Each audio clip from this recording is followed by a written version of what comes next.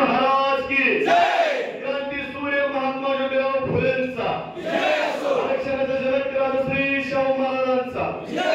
घटनेचे शिल्पकार डॉक्टर बाबासाहेब आंबेडकरांचा, शिवशाही रामभाऊ साठे यांचा, एक